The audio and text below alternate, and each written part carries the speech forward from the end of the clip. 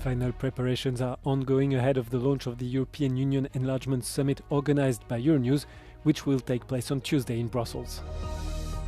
Belgium's defense minister says a series of unidentified drone flights near a military base where US nuclear weapons are stored could be a spying operation. Peru has announced the cutting of diplomatic ties with Mexico over an asylum claim of a former Peruvian prime minister under investigation for rebellion. Final preparations are ongoing ahead of the launch of the European Union Enlargement Summit organized by Euronews. Leaders from the European Union and candidate countries will meet in Brussels on Tuesday to discuss the future of European integration. Each candidate country will arrive armed with its own agenda, political constraints and timetable, with all hoping to join the bloc.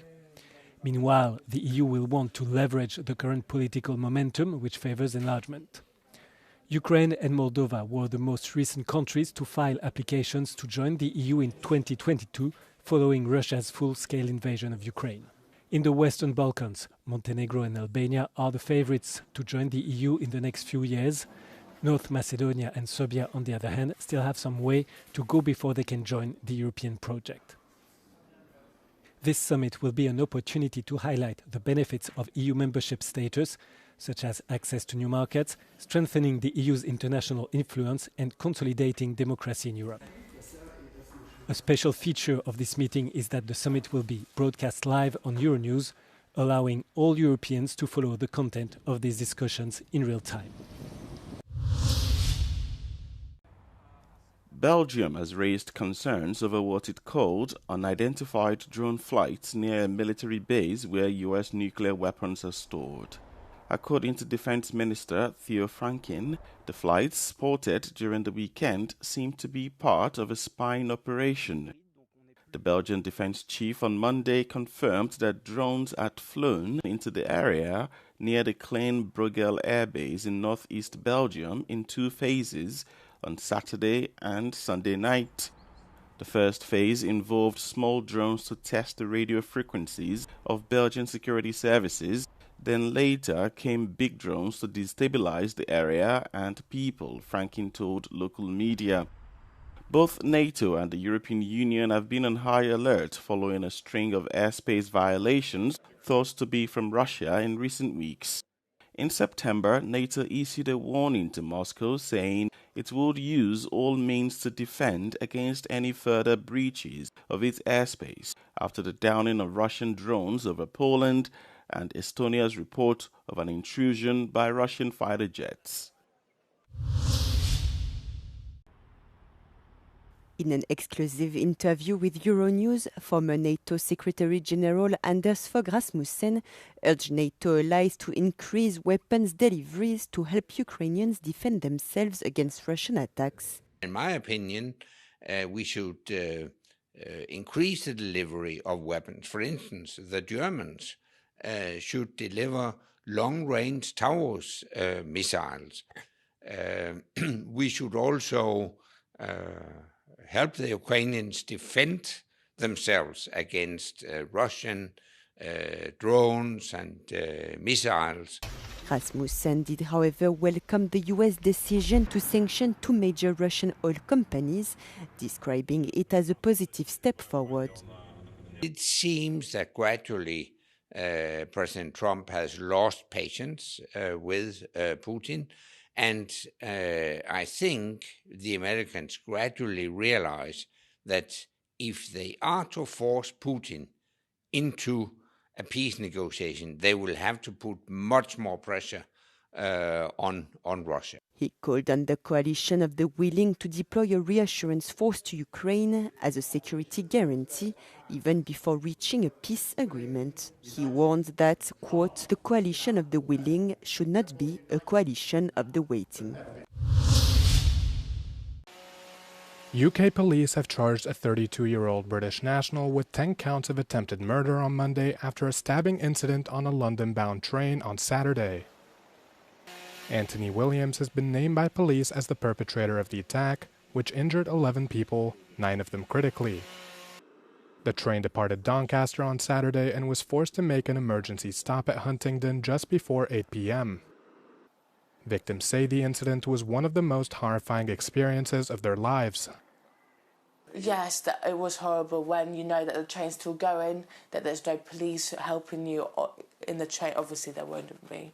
But I was hoping that the train would just stop and we could just leave. I felt claustrophobic because, A, everyone's pushing in and we're trapped in the small kitchen area. B, there's a guy with a knife stabbing everyone and you don't know if you're going to be next or not. British Transport Police say only one victim remains in critical condition. 4 others are also still hospitalized, but are no longer being treated for life-threatening injuries. The suspect, Williams, was not immediately asked to enter into a plea and stands to face the courts in an official hearing on the 1st of December.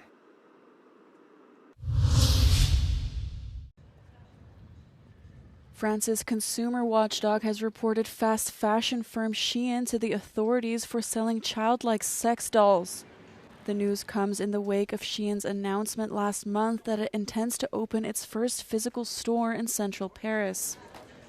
The law authorizes French authorities to order online platforms to remove clearly illegal content such as child pornography within 24 hours. If they fail to comply, authorities can require internet service providers and search engines to block access and delist the site. By Monday, the dolls had been removed from Shein's platforms. The watchdog also noted that Shein sells other pornographic products, including adult-like sex dolls, without effective age-filtering measures.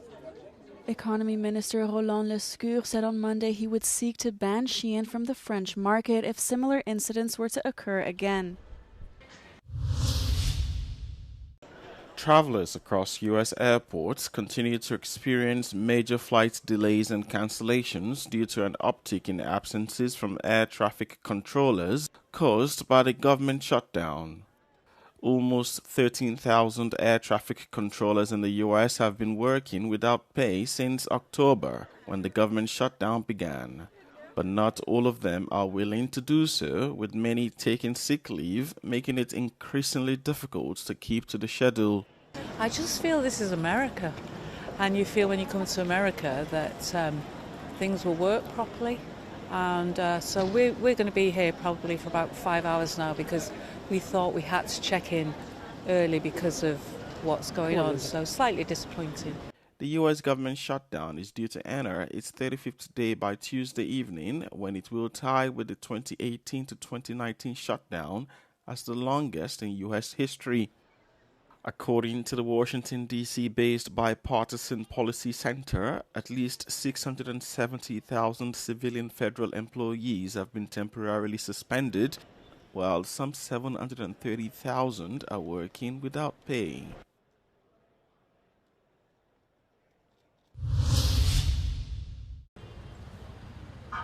Peru has announced the severing of diplomatic ties with Mexico. It comes after former Peruvian Prime Minister Betsy Chavez, who is under investigation for rebellion, fled to the Mexican embassy in Peru to request asylum. The country's foreign minister said the government decided to cut ties as the Mexican government has been interfering in a, quote, inadmissible and systematic manner in Peru's internal affairs. In 2022, authorities accused Chavez of participating in a coup d'etat together with former President Pedro Castillo. Lima is seeking to sentence Chavez, who was Castillo's prime minister at the time, to up to 25 years in prison. A powerful 6.3 magnitude earthquake shook northern Afghanistan in the early hours of Monday, killing at least 20 people and injuring hundreds more.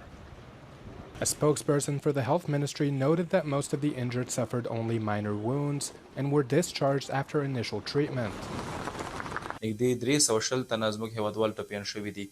البته شهیدان هم تقریبا د 100 څخه پورته دي. د معلومات تر اوسه پورې ابتدایي ارقام دي. زموږ د ژغورنې ټیمونه همدارنګه روغتیايي ټیمونه په سیمه کې موجود دي. د افغانستان اسلامي امارت د عامه روغتیا وزارت د رهبرۍ لوري ټول روغتونونو ته امر شوی تر څو آماده اوسیږي. The U.S. Geological Survey says the earthquake struck around midnight on Monday near the northern city of Khuln. It struck at a depth of around 28 kilometers and was felt in several nearby provinces. Residents of the capital Kabul, almost 400 kilometers away, say they also felt the tremors. Officials say search and rescue operations are ongoing, with emergency response teams having already arrived at the most damaged areas.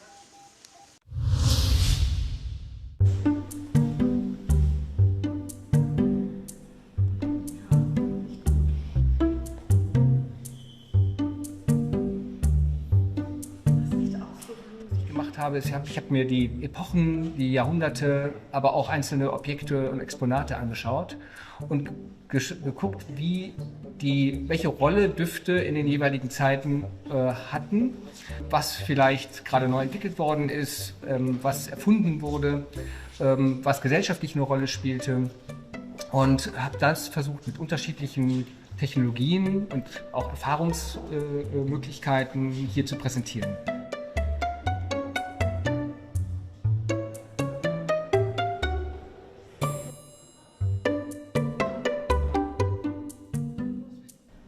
Düfte sind rein emotional. Das ist der einzige Sinnesreiz, der nicht rational gefiltert werden kann. Der geht also direkt ins limbische System, ist immer unmittelbar so, dass Düfte eben Emotionen kriegen.